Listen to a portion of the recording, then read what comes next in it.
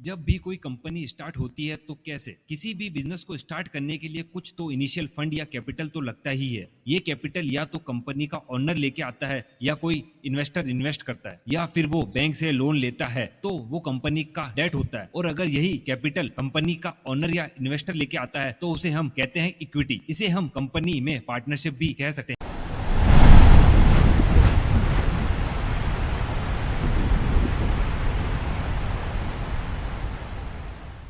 Hello everyone, welcome to GTT investment. और हम आपके लिए एक और न्यू सीरीज स्टार्ट कर रहे हैं जिसमें हम आपको स्टॉक मार्केट के बेसिक कॉन्सेप्ट से इंटरेक्ट कराएंगे। तो आज हम जानेंगे कि इक्विटी क्या होती है। सपोज हमें एक कंपनी स्टार्ट करनी है और ये कंपनी स्टार्ट करने में 10 लाख रुपए लगेंगे। 10 लाख रुपए में से हमने 6 लाख रुपए लगाए हैं और 4 लाख रुपए का लोन बैंक से लिया है। इसका मतलब है कि 10 लाख रुपए की कंपनी में हमारी 60% की ओनरशिप होगी। इक्विटी मतलब ओनरशिप। जब भी आप किसी कंपनी में इन्वेस्ट करते हैं तो आप उस कंपनी में उतने अमाउंट का या उतने परसेंट के मालिक बन जाते हैं। तो इस कंपनी में हमारी ओनरशिप 60% की है क्योंकि बाकी तो हमने बैंक से लोन लिया है और लोन कंपनी का डेट यानी लायबिलिटी होता है। हालांकि जैसे जैसे आप लोन रीपे करते जाएंगे कंपनी में आपकी ओनरशिप भी बढ़ती जाएगी। अगर मैं बात करूं इन्वेस्टमेंट की तो मान लीजिए आप इंफोसिस के 50,000 रुपए के शेयर लेते हैं तो इससे कंपनी में हमारी 50,000 की ओनरशिप होगी, जबकि हम एक रिटेल इन्वेस्टर हैं। इसके साथ ही इंफोसिस की फ्यूचर ग्रोथ पर डिपेंड करेगा कि हमें अपने इन्वेस्टमेंट पर लॉस होगा या प्रॉफिट। इवन हमें कंपनी में उतने परसेंट की वोटिंग राइट भी मिल जाती है। तो बात करें स्टॉक मार्केट इक्विटी की तो इसमें बेसिकली दो तरह की इक्विटी होती है, कॉमन इक्विटी शेयर और प्रेफरेंस शेयर। सपोज जब हमने बिजनेस स्टार्ट किया था तब कुछ लोगों ने हमें पैसे दिए तो हम उन्हें एक प्रेफरेंस प्रोवाइड करते हैं कि हम इस कंपनी से प्रॉफिट ले या ना ले पर हम आपको पहले आपका पैसा रिटर्न करेंगे। तो इस तरह मैंने इन इन्वेस्टर को पहले प्रेफरेंस दे रखा है तो इन्हें प्रेफरेंस शेयर कहते हैं। और बात करें नॉर्मल इक्विटी की तो इसके दो पार्ट होते हैं। पहला तो होता है जो ओनर खुद लगाता है जिसे शेयर कैपिटल कहते हैं, और दूसरा इन्वेस्टर से लेता है जिसे हम कहते हैं रिजर्व एंड सरप्लस। तो ये भी इक्विटी के ही पार्ट होते हैं। मान लीजिए कंपनी को 2 लाख रुपए का प्रॉफिट होता है और इस 2 लाख रुपए में से 80,000 रुपए प्रेफरेंस शेयर में बांट दिए और बाकी बचे 1,20,000 रुपए में से 50,000 रुपए इक्विटी में और रिमेन 70,000 रुपए में रख दूंगा रिजर्व और सरप्लस में। तो देखा जाए तो सरप्लस का फंड आना तो इक्विटी में ही चाहिए, पर आगे चलकर कंपनी की ग्रोथ के लिए मुझे पैसे चाहिए, इसलिए मैंने इसे रिजर्व एंड सरप्लस में रख दिया। ये एक तरह की सेविंग होती है कंपनी के लिए। अब बात करें इक्विटी में इन्वेस्ट करना क्यों अच्छा होता है, तो उसके कई बेनिफिट है। अगर आप एक अच्छी कंपनी में इन्वेस्ट करते हैं तो आपको अच्छे रिटर्न मिलते हैं और वेल्थ क्रिएशन करने में अच्छा ऑप्शन है। सब जानते हैं कि स्टॉक मार्केट एक रिस्की प्लेटफॉर्म है, पर आप अच्छी रिसर्च और कंपनी के फंडामेंटल देख के इन्वेस्ट करते हैं तो इक्विटी एक बेस्ट ऑप्शन है और इससे आप इन्फ्लेशन को भी आसानी से बीट कर पाएंगे। आई होप आपको ये वीडियो अच्छी लगी होगी। तो मिलते हैं स्टॉक मार्केट के बेसिक कॉन्सेप्ट के नेक्स्ट वीडियो में। और अभी तक आपने इस चैनल को सब्सक्राइब नहीं किया है तो जल्दी से इसे सब्सक्राइब कर लीजिए ताकि आप भी स्टॉक मार्केट के बेसिक्स को अच्छे से जान पाएं। Thank you.